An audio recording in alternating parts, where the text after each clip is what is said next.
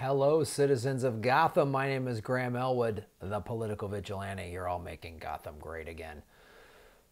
Appreciate you tuning into the show, guys, because we get to look at graphics. We get to look at cute little robots running around on a screen.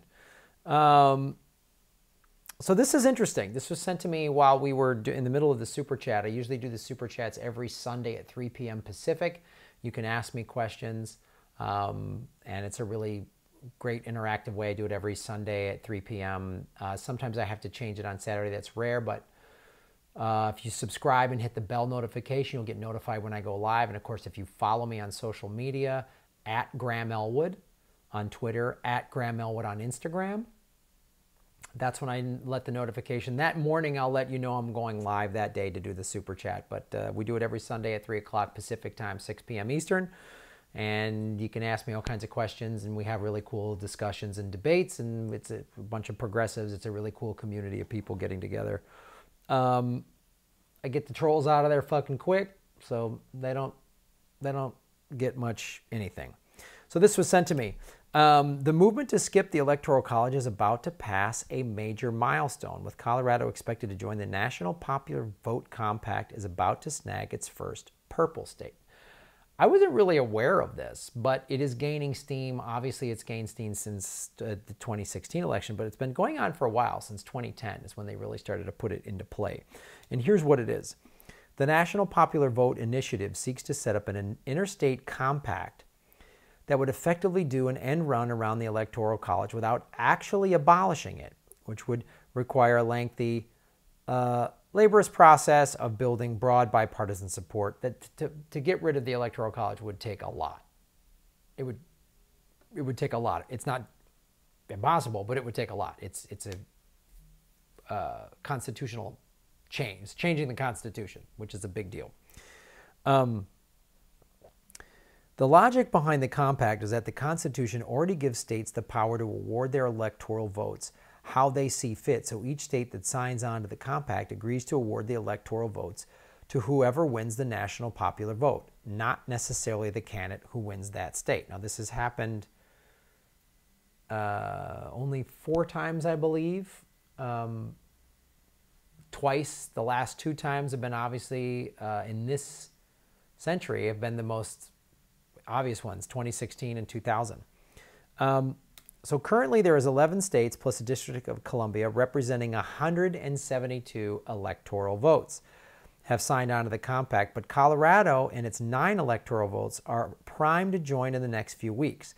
The State House and Senate recently passed the bill, and Governor Jared Polis has said that he will sign it. That would bring the total number of signatories to 13 in the electoral vote count up to 181.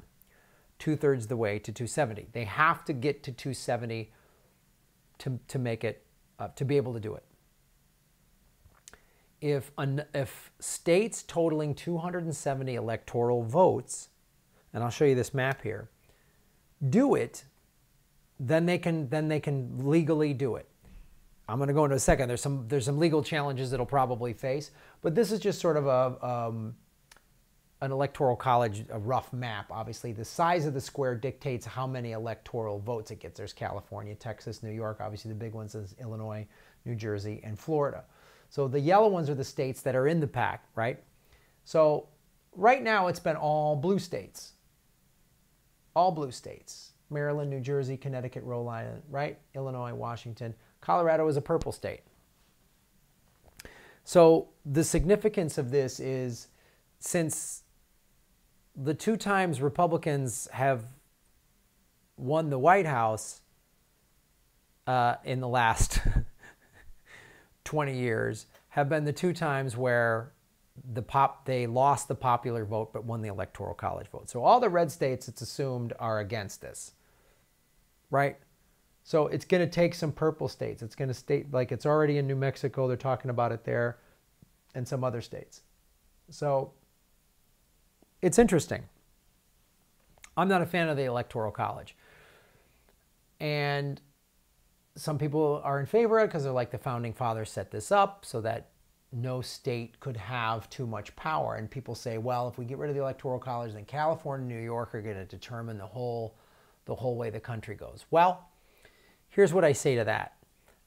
First of all, if you go to just a popular vote, there's no winning of states, right? So right now, there was a bunch of states that Trump didn't visit, like Wyoming and states like that, because he knew he had them. There's states we know Hillary didn't visit, Illinois, Wisconsin, Pennsylvania. That kind of cost her the election. But every presidential election, the candidates visit 15 to 20 states. They don't visit them because they don't need to. There's certain states they know are in the bag. There's no reason for a Democrat to go to Texas or a Republican to go spend a lot of time in California, New York. I mean, that's just the way it is. But, so when people say that they don't want California, New York to swing the election, well, I will say this.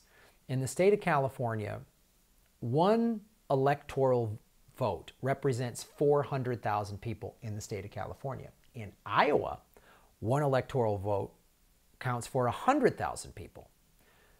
So Iowa's vote, if you live in Iowa, your vote is more valuable than my vote in California. And I live in a state with the 5th largest economy in the world.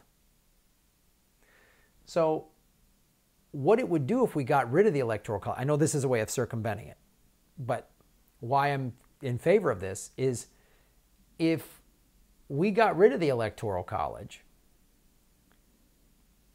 then every vote would count. A vote in Los Angeles and a vote in Rawlins, Wyoming would have the same value. Cedar Rapids, Iowa, and New York City, the vote would have the same value. Same thing. Dallas, wherever, you name it. Small town in Texas, you got it. Altus, Oklahoma, these are towns I've been to. Your vote would count the same as a vote in Seattle. I'm in favor of that. But let's get back to this. Ultimately, the biggest challenge of the National Popular Vote Agreement may be the legal one. Election law expert Rick Hessen at the University of California Irvine School of Law told FiveThirtyEight, that's the website where I got this from, he expected there would be serious legal challenges to the compact if it crosses the 270 elector threshold. Opponents may brandish the part of the Constitution that says the interstate compacts require the consent of Congress, or they may argue that it runs afoul of the Voting Rights Act because it may diminish the clout of minority voters. It'll be a big legal battle.